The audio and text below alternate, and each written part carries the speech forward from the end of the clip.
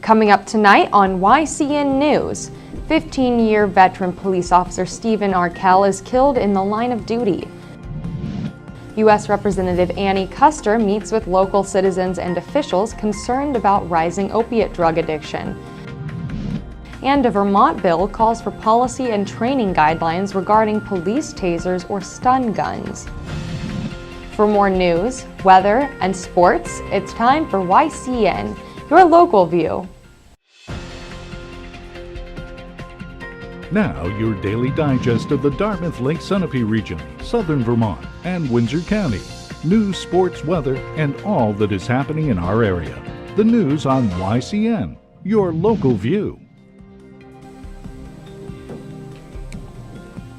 Good evening, and welcome to this Tuesday edition of YCN News. I'm Rose Spillman.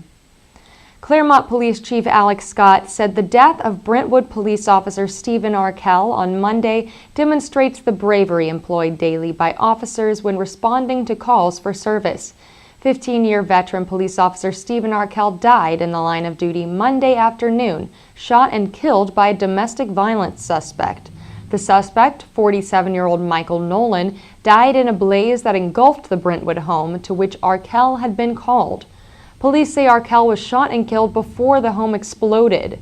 Scott, a black band encircling his police badge signifying the death of a police officer, explained an officer never knows what the outcome of a call may entail. Regardless, the officer, as did Arkell on Monday, responded to the request for help and paid the ultimate sacrifice. Governor Maggie Hassan ordered flags across the state to fly at half-staff in memory of Officer Arkell. He was 48. He leaves behind a wife and 2 daughters. Nationwide, it is National Police Week, a week set aside to honor the men and women who protect and serve communities across America. As tributes for Arkell's work continue to pour in from local, state, and federal officials, it is important to remember that his service defines the heroic stature for which first responders are known. New Hampshire Attorney General Joseph Foster said today in a statement that the investigation into the case is ongoing. In other New Hampshire news, U.S. Representative Annie Kuster met today with area police chiefs, elected local officials, and other citizens concerned about rising opiate drug addiction. Kuster came to a forum held this afternoon in Newport at the Richards Free Library. Kuster wants to learn more from Sullivan County residents about the help needed to combat drug addictions and related crime. Well, I think the most important thing from today is to identify the programs that are working, getting treatment to families for not just alcohol and drug abuse, but for mental health treatment. I think one of the things that I learned and was reinforced today is that so much of the drug abuse epidemic that we're seeing is in response to underlying either mental health conditions or often trauma, sexual assault, and people need treatment. They need to get access to improve their lives and move forward so that they can take care of their families and be productive members of the society. Today's meeting dovetails a forum held in Claremont on April 29th.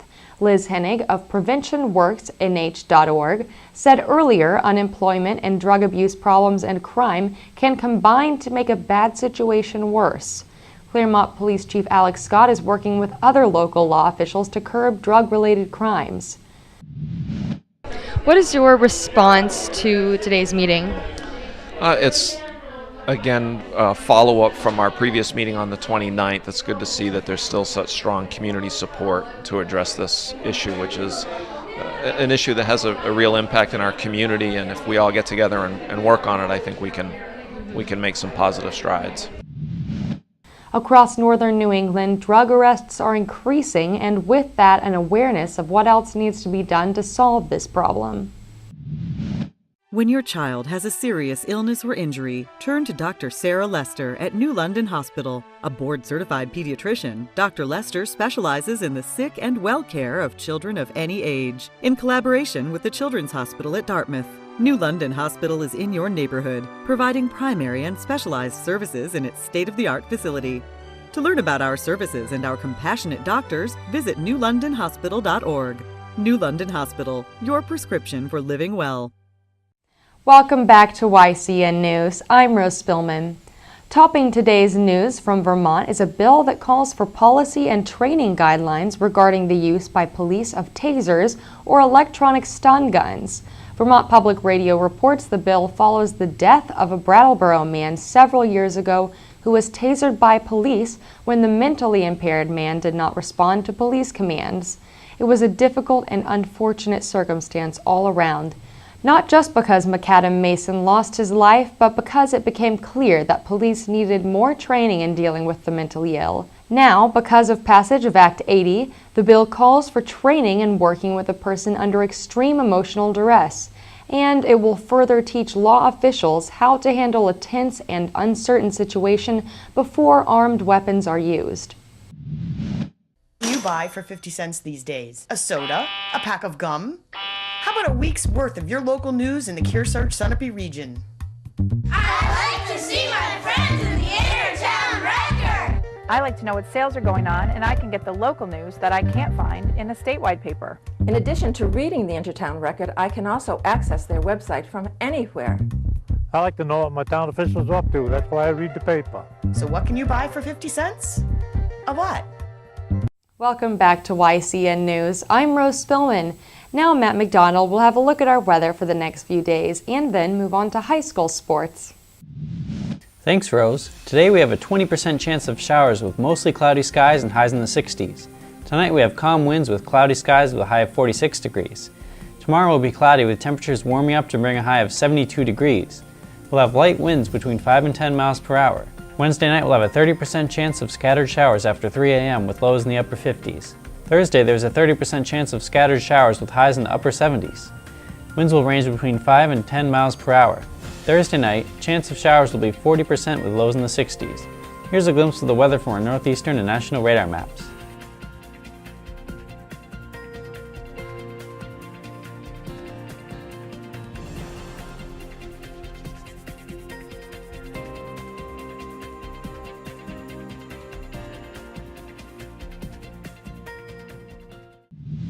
Now let's see what's coming up on our community calendar. Tomorrow in New Hampshire, the Grantham Select Board will be meeting at 5 p.m. In Danbury, the Selectmen's meeting will be held at 6 p.m. In Vermont, the Norwich Select Board will meet at 6:30 p.m. and the Board of Selectmen in Winchester will meet at 7 o'clock. Remember, you can submit local events from your community by sending them to news@ycnnow.com. Let's turn to high school sports. There were some great results from yesterday. The Sunapee Lakers boys baseball team dominated Hinsdale 5-0. Both Newport and Kearsarge faced each other yesterday in a boys' baseball game. A good crowd showed up at Kearsarge High School to watch the action. Kearsarge struggled to keep up with the Newport Tigers but could not. The final score of the game was 12-2. In softball, the Sunapee Lakers defeated Hinsdale once again 5-2. And in the Newport and Kearsarge matchup, the girls' softball team competed on the lower field of Kearsarge High School. Kearsarge played hard and played with much effort. However, the Newport Tigers defeated them in the end 12-5. There were some strong wins from some of our lacrosse teams yesterday. The Lebanon Raiders fought against Merrimack Valley and made a staggering win with the final score being 12-3, Lebanon. Hanover made a strong win as well against Timberlane. The final score was 14-3.